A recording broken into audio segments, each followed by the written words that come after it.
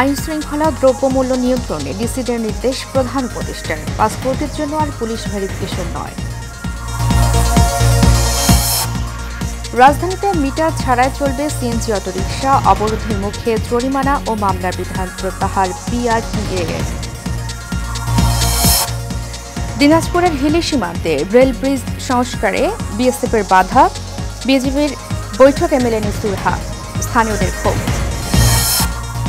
এবং তুরাগ তীরে আখেরি মোনাজাতে শেষ হল বিশ্ব ইজতেমার দ্বিতীয় পর্ব। মুসলিম উম্মাহর শান্তি ও সমৃদ্ধি কামনা।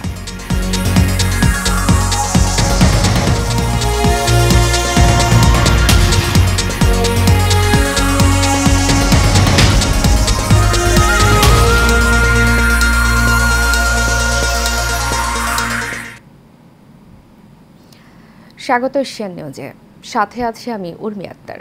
এতক্ষণ শুনছিলেন বিআরবি কেবল ইন্ডাস্ট্রিজ লিমিটেড সংবাদ শিরোনাম। এবারে চলে যাব পুরো খবরে। আইনশৃঙ্খলা পরিস্থিতি স্বাভাবিক রাখতে আরও কঠোর হতে মাঝ পর্যায়ে জেলা প্রশাসকদের প্রয়োজনীয় ব্যবস্থা গ্রহণের নির্দেশ দেন প্রধান উপদেষ্টা। 3 দিনব্যাপী ডিসি সম্মেলনে এই কথা বলেন তিনি। এ সময় পাসপোর্ট করতে পুলিশ ভেরিফিকেশন লাগবে না উল্লেখ করে এই ধরনের সিদ্ধান্তগুলো জনগণের কাছে পৌঁছে দিতে জেলা প্রশাসকদের প্রতি আহ্বান জানান প্রধান উপদেষ্টা। বিস্তারিত নূর মোহাম্মদ ভুইয়ার রিপোর্টে।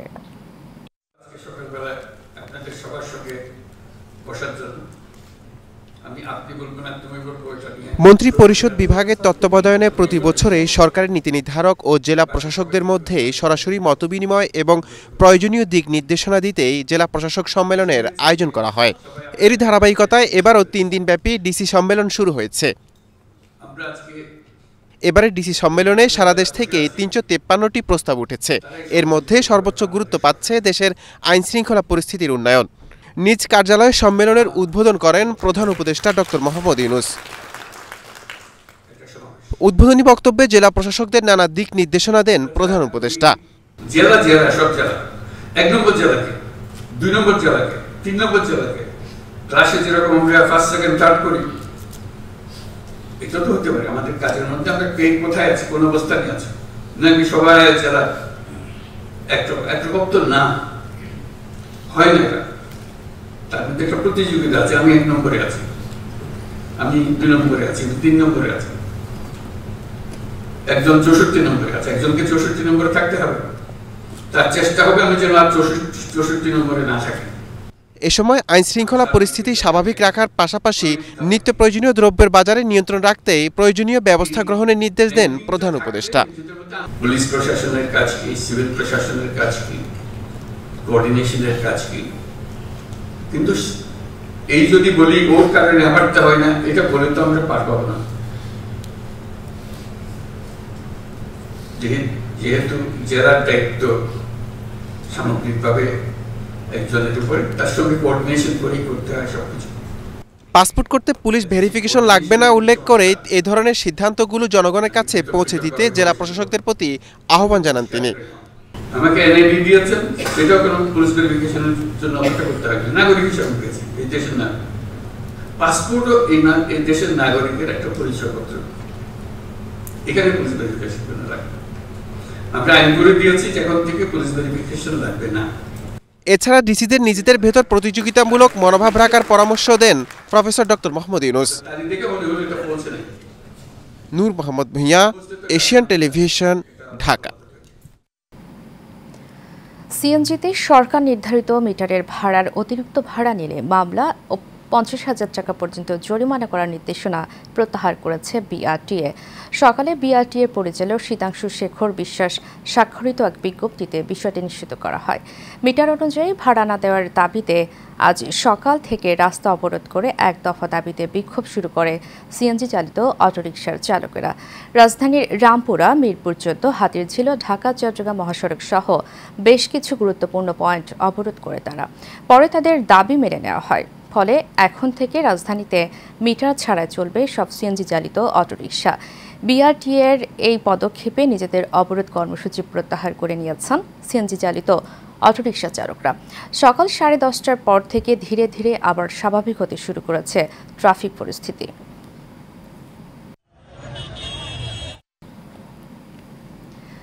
দিনাজপুরের হিলি সীমান্তের পার্শ্ববর্তী রেলওয়ের ব্রিজের সংস্কার কাজে বিএসএফের বাধা। কয়েকদিন ধরে সংস্কার কাজ বন্ধ, বিএসএফের সাথে বিজেপির বৈঠকে সুরাহা হচ্ছে না। এদিকে সংস্কার কাজে বাধা দেওয়ায় ক্ষোভ জানিয়েছেন স্থানীয়রা। তবে বিজেপি বলছে বাধা দেওয়ার কথা নয়, আমরা তাদের সাথে যোগাযোগ করছি। শাহিনুর আলমের পাঠানো তথ্য ছবিতে বিস্তারিত জানাচ্ছেন শেখ ফাহিম। দিনাজপুরের হিলিতে ভারতের সীমান্তের কাছে একটি রেল ব্রিজের নিচের অংশের পাথর সরে যাওয়ায় তা সংস্কারের উদ্যোগ নেয় বাংলাদেশ রেলওয়ে কর্তৃপক্ষ। কিন্তু কাজ শুরুর কয়েক ঘন্টার মাথায় তাতে বাধা দেয় বিএসএফ।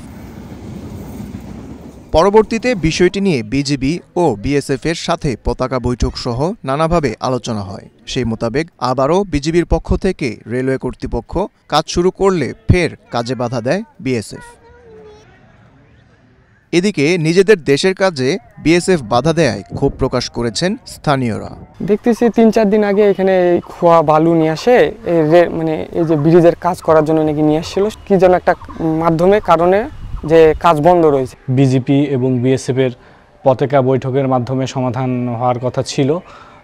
একবার দুইবার এরকম চলছে, তারপরে সমাধান আসছে না। আমাদের দেশে আমরা কাজ করব, বারংবার দেখি যে বর্ডার এলাকায় আমরা বসবাস করি, আসার পরে দেখা যায় যে বিএসএফ যে কোনো কিছুতে বাধা প্রদান করে, এটা ঠিক না। ব্রিজের সংস্কার কাজ করার ব্যাপারটি বিএসএফকে জানানোর পরও কেন তারা বাধা দিল, বিষয়টি জানতে চাওয়া হয়েছে বলে জানান বিজিবির এই কর্মকর্তা। ফকিরপাড়াতে রেলের ব্রিজ সংস্কারে কোনো সমস্যা হয়েছে কিনা বা কি অবস্থা স্যার? না না না, সমস্যা হবে কেন? ওরা কাজ করতে গেছিল প্রথম দিকে, বোধহয় বিএসএফ এর তরফ থেকে তারা একটু জানতে চেয়েছিল, বিষয়টা আমরা জানিয়েছি। আর রেল কর্তৃপক্ষ তাদের কাজ করবে, সমস্যা হওয়ার কথা তো নেই। তারা আবার কাজ করতে গিয়েছিল, পরে আবার বিএসএফ বাধা দিয়েছে, আজকেও তারা বন্ধ করে রাখছে। আমি একটু জেনে নেই। দেশের বিভিন্ন অঞ্চলে যোগাযোগের জন্য ব্রিটিশ আমলে নির্মাণ করা হয় এই rail line. Sheikh Fahim, Asian television. গাজীপুরের টঙ্গীর তুরাগপাড়ে বৃহস্পতিবার শুরু হওয়া মুসলিম উম্মাহর দ্বিতীয় বৃহত্তর জমায়েত বিশ্ব ইজতেমার দ্বিতীয় পর্বের তৃতীয় ধাপ আখিরি মোনাজাতের মধ্য দিয়ে শেষ হয়েছে। এর মধ্য দিয়ে শেষ হল বিশ্ব ইজতেমার ৫৮তম আসর। দুপুর ১২টা ৩৭ আখিরি মোনাজাত শুরু হয়ে ১টা ৭ শেষ হয়। আখিরি মোনাজাত পরিচালনা করেছেন ভারতের মাওলানা সাদ কান্ধলুবির বড় ছেলে মাওলানা ইউসুফ বিন সাদ অনুসারী তাবলিগ জামায়াতের বিশ্ব ইজতেমার সমন্বয়ক মোহাম্মদ সাইম বলেন, রোববার ফজরের নামাজের পর বয়ানের মাধ্যমে শুরু হয় এবারের বিশ্ব ইজতেমার শেষ দিনের আনুষ্ঠানিকতা। বাদ ফজর বয়ান করেন ভারতের মাওলানা মুরসালিন, তার বয়ানের বাংলা তর্জমা করেন মুফতি আজিম উদ্দিন। মোনাজাতে চোখের জলে সৃষ্টিকর্তার সান্নিধ্য লাভ, পাপ মুক্তি, সুস্থতা কামনা সহ বিশ্ব মুসলিম উম্মাহর হেদায়েত, ঐক্য, শান্তি, সমৃদ্ধি, ইহকাল ও পরকালের নাজাত এবং দ্বীনের দাওয়াত সর্বত্র পৌঁছে দেওয়ার জন্য দোয়া করা হয়। সবাই মুসলমানকে দিলকে এক করে দাও, তুমি কি এক করে দাও। সুন্দরভাবে আমরা মোনাজাত করলাম। আল্লাহর কাছে আল্লাহ খুব আমাদের মতো সুন্দর মতো থাকুক, পালা মুসিবত সবার দূর হোক, সবাই ইনশাআল্লাহ ভালো রাখবো। ইজতেমাটা সফল হয়, যাতে সবাই মুসলমান সবাই মিলে থাকতে পারে একসাথে, এরকম চাওয়া। আর আমার কিছু জরুরত ছিল, সেটাও চাইছি। দিনের রাস্তায় আমরা আসছি, আর এই সুযোগে তারা মানে বেশি ভাড়া নেবে, এটা আমরা ভালো মনে করতেছি না। আমি কি করবো, আমরা আছি আল্লাহর রাস্তায়, আল্লাহর দিন কায়েম করার জন্য।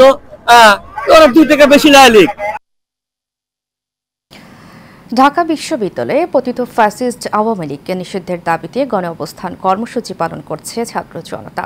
এর আগে গতকাল থেকে বিশ্ববিদ্যালয়ের রাজু ভাস্কর্যের পাদদেশে অমরণ কর্মসূচি শুরু করে 2 শিক্ষার্থী ওমর ফারুক ও মোহাম্মদ আবু সাইদ।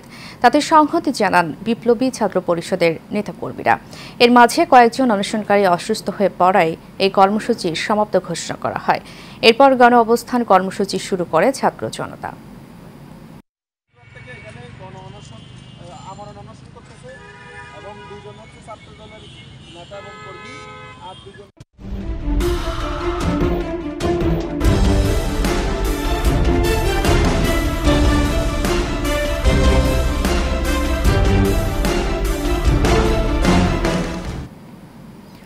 এবারে সারা বাংলার খবর। মাদারীপুরের শিবচরে বালুবাহী ড্রাম ট্রাকের চাপায় লিমন ব্যাপারী ও নয়ন নামে 2 যুবক নিহত হয়েছে। গভীর রাতে ঢাকা ভাঙ্গা এক্সপ্রেসওয়ের পূর্ব সন্ন্যাসীর চর এলাকায় সার্ভিস লেনে এই দুর্ঘটনা ঘটে। হাইওয়ে পুলিশ ঘটনাস্থল পরিদর্শন করে লাশ উদ্ধার করেছে ও ঘাতক ট্রাকটি আটক করেছে। নিহত লিমন ব্যাপারী শিবচরের দ্বিতীয় খণ্ড ইউনিয়নের ঢিঙ্কামারা ইউনিয়নের নূর মোহাম্মদ ব্যাপারীর ছেলে ও নিহত নয়ন মাদব্রের চর ইউনিয়নের বখরের কান্দি এলাকার রুস্তম হাওলাদারের ছেলে।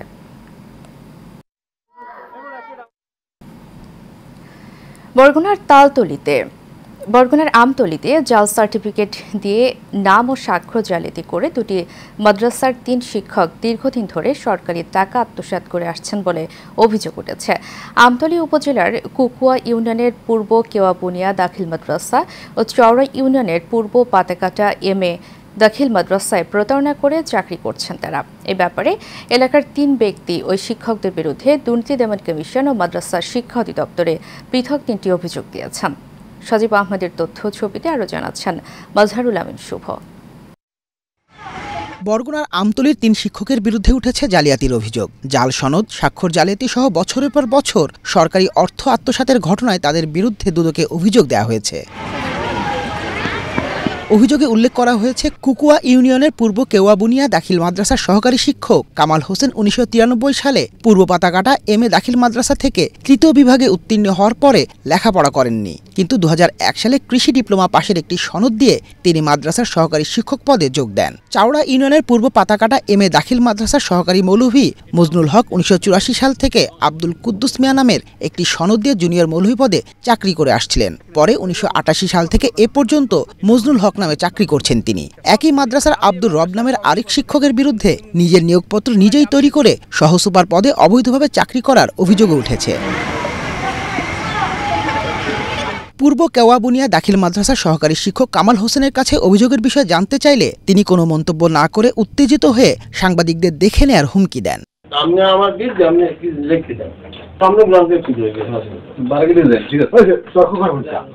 আর পূর্ব পাতাকাটা এমএ দাখিল মাদ্রাসার শিক্ষক মজনুল হক ও আব্দুর রবের কাছে অভিযোগের বিষয়ে জানতে চাইলে তারা বলেন একটি কুচক্রী মহল অপপ্রচার চালাচ্ছে।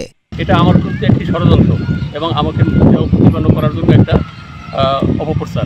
সম্পূর্ণ মিথ্যা। আমি এই মাদ্রাসার সহ সুপার পদে একাল 1949 থেকে ওনাকে আমি আনছি 1987 সালে। সহ সুপার পদ দাবি করে সহ সুপার পদে সে নিয়োগ যোগদান এটা করছে, এটা ওনার নিজের হাতে লিখিত।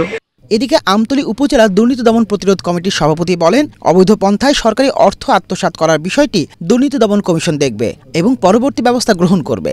সরকারি অর্থ গ্রহণ করেছে এবং অবৈধ পন্থায় গ্রহণ করেছে, আত্মসাৎ করেছে, এই ক্ষেত্রে দমন কমিশন এটা দেখবে, তারা তদন্ত করবে এবং পরবর্তীতে ব্যবস্থা গ্রহণ করবে।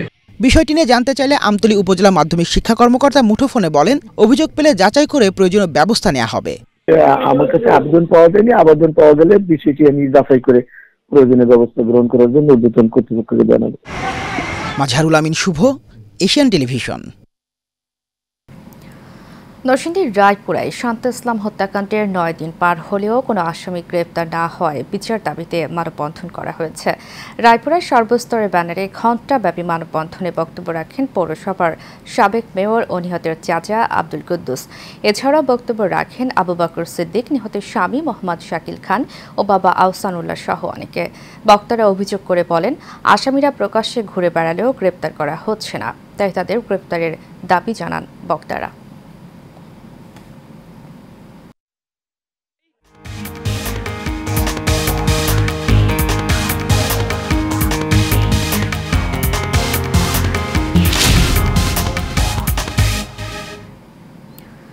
এবারে আন্তর্জাতিক সংবাদ। ভারতের রাজধানী নয়াদিল্লির রেল স্টেশনে প্রচণ্ড ভিড়ে পদপিষ্ট হয়ে অন্তত 18 জনের মৃত্যু হয়েছে। মহাকুম্ভ মেলায় যোগ দিতে ট্রেনে ওঠার সময় এই হতাহতের ঘটনা ঘটে। নিহতদের মধ্যে 11 নারী ও 4 শিশু ছিল। শনিবার রাত 8টার দিকে স্টেশনটিতে 2টি ট্রেন আসতে দেরি হওয়ায় যাত্রীদের ভিড় বেড়ে হতাহতের এই ঘটনা ঘটে বলে জানা যায়। এ ঘটনায় দুঃখ প্রকাশ করেছেন প্রধানমন্ত্রী নরেন্দ্র মোদী। একই সাথে ঘটনার তদন্তের নির্দেশ দিয়েছে ভারতের রেল বিভাগ।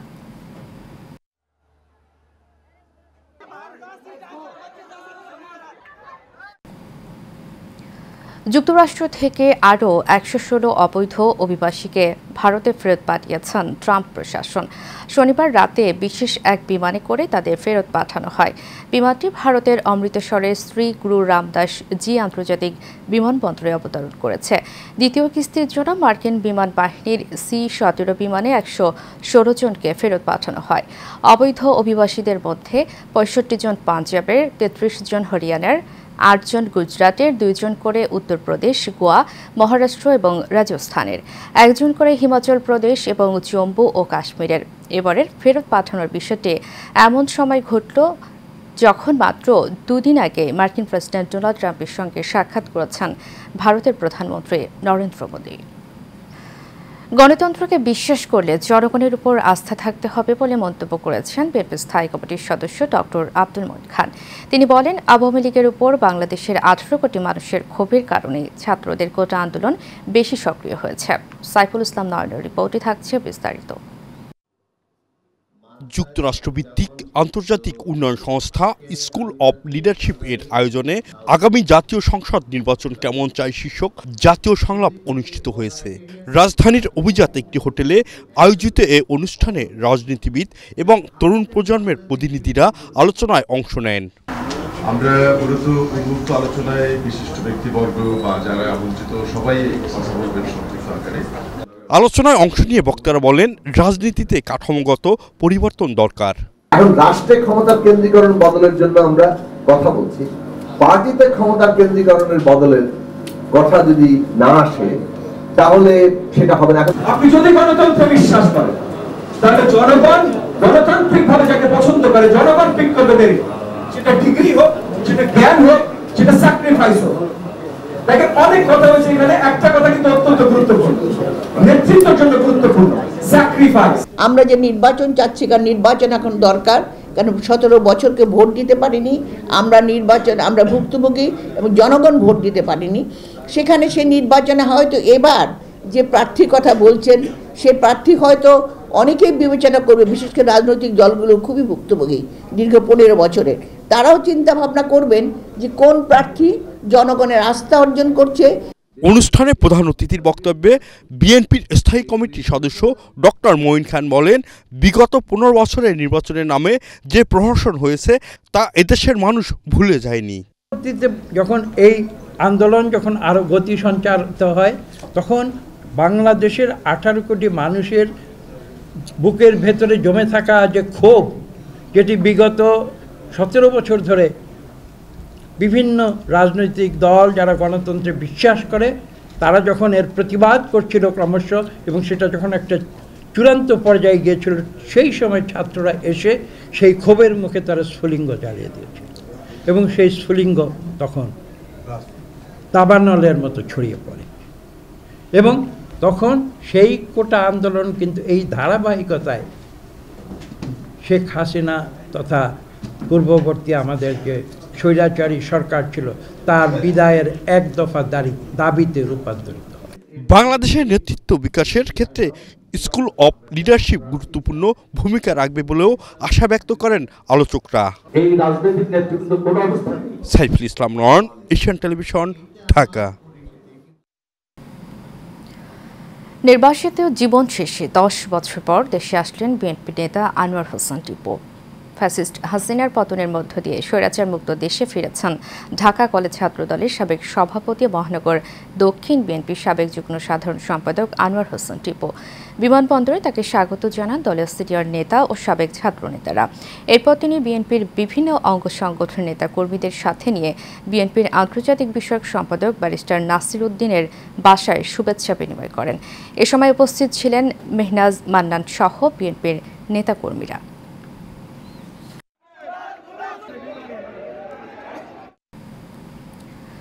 অনলাইন গ্রুপের এমডি খান মোহাম্মদ আখতারুজ্জামানের বিচার ও ভুক্তভোগীদের সম্পত্তি ফিরে পাওয়ার দাবিতে মানববন্ধন করা হয়েছে। দুপুরে ইসিবি চত্বরে এই মানববন্ধন করা হয়। ভুক্তভোগীদের অভিযোগ, অভিযুক্ত আক্তার জুলাই বিপ্লবের সময় সরাসরি ফ্যাসিবাদের সঙ্গে জড়িত ছিল। ইসিবি চত্বর বিভিন্ন দোকানপাট দখল করে নেয়। সাবেক স্বরাষ্ট্রমন্ত্রী আসাদুজ্জামান কামালের ঘনিষ্ঠ হওয়ায় শত শত কোটি টাকা ব্যাংক থেকে লুট ও বিদেশে পাচার করেন তিনি। এছাড়াও আক্তার বাহিনী স্থানীয়দের বাড়ি দখল করে নেয়। গত বৃহস্পতিবার মোহাম্মদপুর এলাকা থেকে আক্তারকে আটক করে আইনশৃঙ্খলা বাহিনী।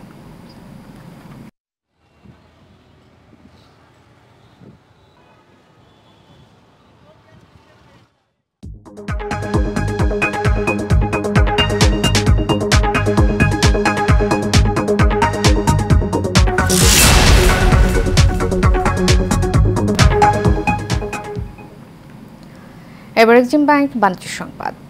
কৃষি নির্ভরশীল জেলা গাইবান্ধায় প্রথমবারের মতো চাষ হয়েছে ভিনদেশি সবজি বিটরুট। খরচ কম হয় ও ভালো দাম পাওয়ায় লাভবান হয়েছেন কৃষক। তাই ভবিষ্যতে বাণিজ্যিকভাবে বিটরুট চাষে আগ্রহ বাড়ছে কৃষকদের। তৌহিদুর রহমান তুহিনের তথ্য ছবিতে আরও জানাচ্ছেন শেখ সোহাগ। গাইবান্ধা ফুলছড়ি উপজেলার কাঞ্চিগ্রাম ইউনিয়নের ভাসানপাড়া গ্রামের কৃষক বেলাল হোসেন তার জমিতে পরীক্ষামূলকভাবে চাষ করেছেন বিটরুট। প্রথমবার চাষ করেই ভালো ফলন পেয়েছেন তিনি। বিটরুটকে সুপারফুড হিসেবে গণ্য করা হয়, যা নানা পুষ্টিগুণ ও ঔষধি গুণসম্পন্ন। বেলাল হোসেনের সফলতা দেখে স্থানীয় অনেকেই এখন বিটরুট চাষে আগ্রহী হয়েছে। অন্য কোনো সবজির থেকে এটা খুব লাভজনক। আমার কৃষি অফিস থেকে ভালো সহযোগিতা করতেছে এবং আমাকে খালি না, সারা ফুলছড়ি ইউনিয়ন সারা ফুলছড়ি আমরা মনে করো কৃষি অফিস থেকে সহযোগিতা পাচ্ছি আমরা কৃষক ভাইরা। বিটরুট খুবই ভালো হয়েছে, খুবই ফলন দেখা যায় ভালো। বিটরুটের অনেক আছে, গুণ আছে। এদিকে শুরু থেকে কৃষক বেলাল হোসেনকে কারিগরি সহায়তা দিয়ে আসছেন উপজেলা কৃষি সম্প্রসারণ অধিদপ্তর। এই ফসলটা তো লাভজনক ফসল এবং অনেক বেশি চাহিদা আছে।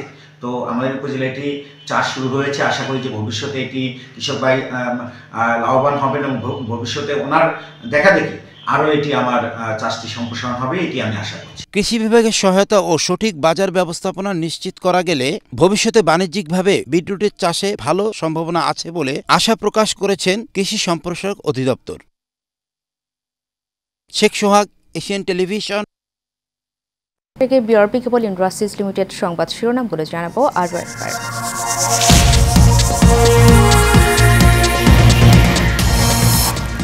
আইন শৃঙ্খলা ও দ্রব্যমূল্য নিয়ন্ত্রণে ডিসিদের নির্দেশ প্রধান উপদেষ্টার। পাসপোর্টের জন্য আর পুলিশ ভেরিফিকেশন নয়। রাজধানীতে মিটার ছাড়াই চলবে সিএনজি অটোরিকশা। অবরোধের মুখে জরিমানা ও মামলার বিধান প্রত্যাহার বিআরটিএ এর। দিনাজপুরের হিলি সীমান্তের রেল ব্রিজ সংস্কারে বিএসএফের বাধা। বিজেপির বৈঠকে মেলেনি সুরাহা, স্থানীয়দের ক্ষোভ। এবং তুরাগ তীরে আখেরি মোনাজাতে শেষ হল বিশ্ব ইজতেমার দ্বিতীয় পর্ব। মুসলিম উম্মাহর শান্তি ও সমৃদ্ধি কামনা।